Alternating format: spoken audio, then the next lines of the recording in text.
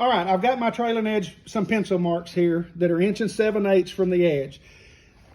When we get ready to start alligator clipping this and tack gluing it, that pencil mark is going to go right in the center of the trailing edge. And of course, this is easy to do on this clip wing because it's a short trailing edge. Once we get that, you've got to get the fabric square on the wing. Otherwise, you will get some weird wrinkles in it. You know, the strut fittings and the lumps and bumps are not the issue. You've also got to cut in this aileron bay. You've got to cut a slit at a 45 so that the weight of this fabric doesn't pull and make your wing fabric crooked. Another thing, most all fabric, or at least the Ceconite fabric, like Airtech uses, these stamps are running exactly straight when they make the fabric.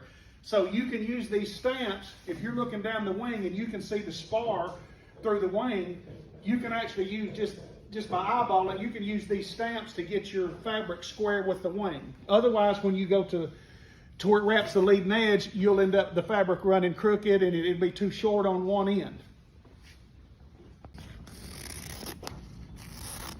There's always a deal from the top of the bottom. You can have one, you can come in this way, and on the other side you can come in this way, but you just want to have enough to lap down on that triangle part. All right, that gets the weight of that aileron bay so that it's not pulling on the fabric and making a weird wrinkle in it like will happen. And what we did off camera, I just laid a ruler up and you can see where the edge of the spar is.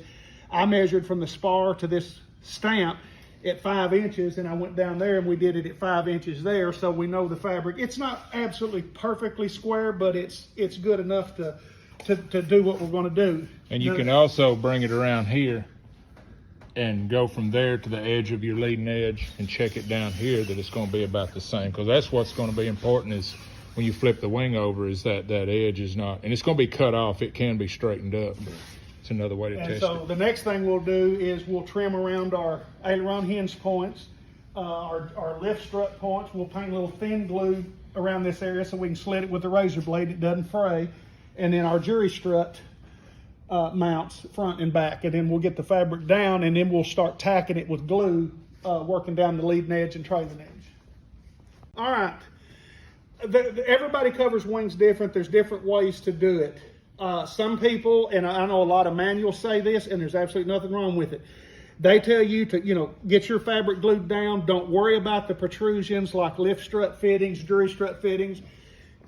Go on and shrink the fabric, and then cut over your fittings, and that works great. The downfall to doing it the way I do it, if you don't have everything square and you cut a hole, and you put it before you shrink the fabric, sometimes the hole can move a little bit on you. But I've done it for 30 years this way and it works for me.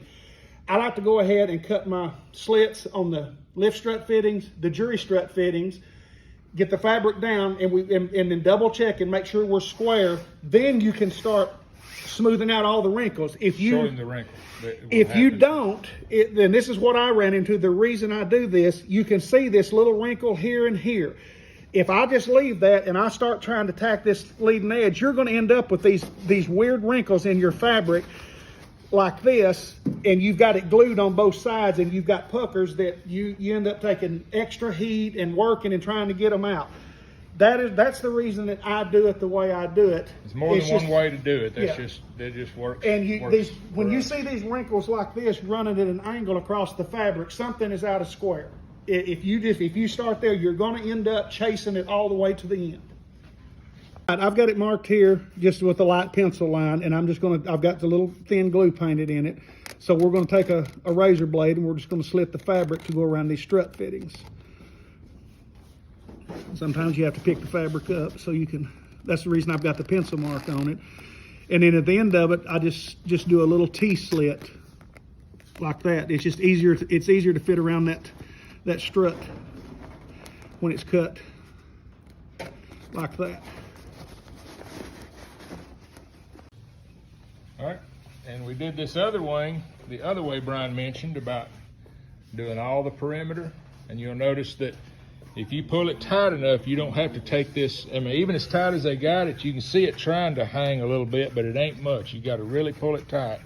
But they've got all the corners pulled tight, and you see each end is being held, and she's going right down the leading edge. And actually, in this situation on the leading edge, that actually works the best because you can pull it extremely tight with 3 people and not have any wrinkles, which when you hit it with a gun, it will all flatten out. But just going to do this other one this way to give both ways of doing it.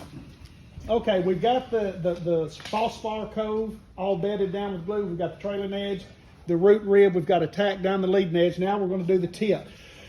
What I like to do is where this fabric, I mean, you're going to cut it off eventually, but if you'll go ahead with your scissors and cut these 2 corners off like this in a rounded shape, for some weird reason, the fabric actually forms around the tip a little better. It doesn't try to wrinkle as bad if you just get those corners cut off.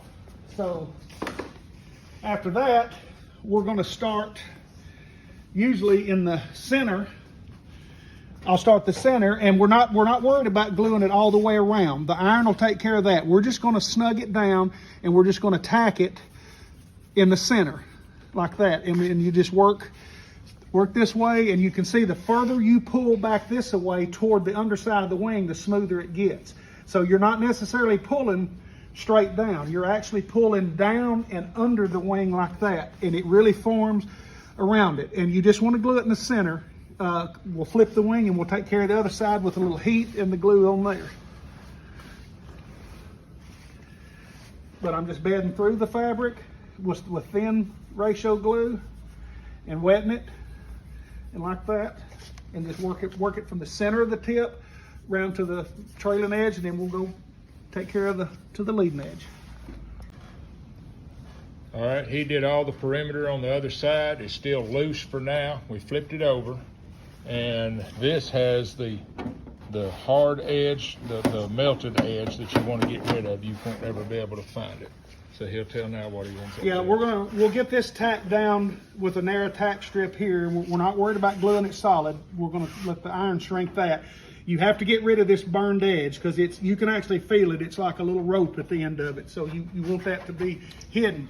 Now on a J3, when you get to here, from the leading edge to this tip piece, the fabric, it's going to start doing weird stuff. So what I usually do is, this is the bottom fabric, of course the top fabric's going to lap over it.